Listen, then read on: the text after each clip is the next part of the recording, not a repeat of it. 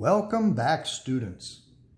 In this video, we'll practice adding and subtracting with mixed numbers.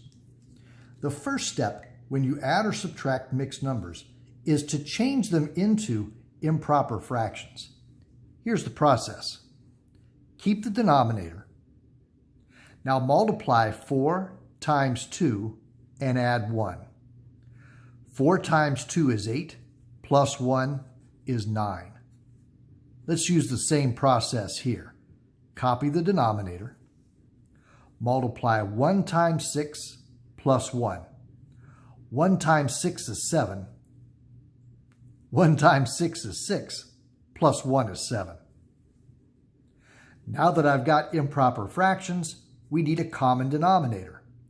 To get a common denominator, I first check to see if the small denominator divides evenly into the big denominator. Since 2 divides evenly into 6, 6 makes a good common denominator. Now to get the numerators, do it like this. What do you multiply times 2 to get 6? Is 3. Then we must also multiply the top by 3. 9 times 3 is 27. What do you multiply times 6 to get itself? Is 1. Then we'll multiply the top by 1. 7 times 1, that's 7. Now keep the common denominator and subtract the numerators. 27 minus 7 is 20. That's a pretty good answer, but we could reduce. We can reduce if we divide by 2 and divide by 2. 20 divided by 2 is 10. 6 divided by 2 is 3. There's the best final answer for the first example. Let's try that process again. We're adding fractions, adding mixed numbers, so we should change them into improper fractions. Keep the denominator. Multiply 2 times 3 plus 2. 2 times 3 is 6, plus 2 is 8. Repeat the process. Copy the denominator. Multiply 2 times 2, add 1. 2 times 2 is 4, plus 1, that's 5. Now I need a common denominator. Check to see if the small denominator divides evenly into the big denominator, but it doesn't. Another way to get a common denominator is to multiply the two denominators together. 3 times 2 is 6. Now for the numerators.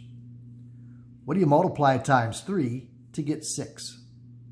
Is 2. We'll multiply the top by 2. And what do you multiply times 2 to get 6? Is 3. Multiply the top by 3. Keep the common denominator. Add 16 plus 15 is 31. 31 over 6 does not reduce. We'll leave our answer right there. In the last example, this 6 can be made to look like a fraction if we put it over 1. Let's change 2 1/3 into an improper fraction. Keep the common denominator. 2 times 3 plus 1. 2 times 3 is 6, plus 1 is 7. Now get a common denominator. I'll check to see if the small denominator divides evenly into the big denominator. It does. So the big denominator makes a good common denominator. For the numerators, what do you multiply times 1 to get 3? Is 3. Then we'll multiply the top by 3.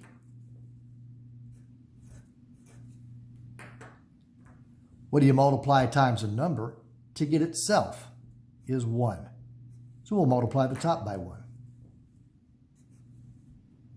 Now keep the common denominator And 18 minus 7 is 11. 11/3 is a good answer here. All right, your turn. Go work some problems and then meet me back here.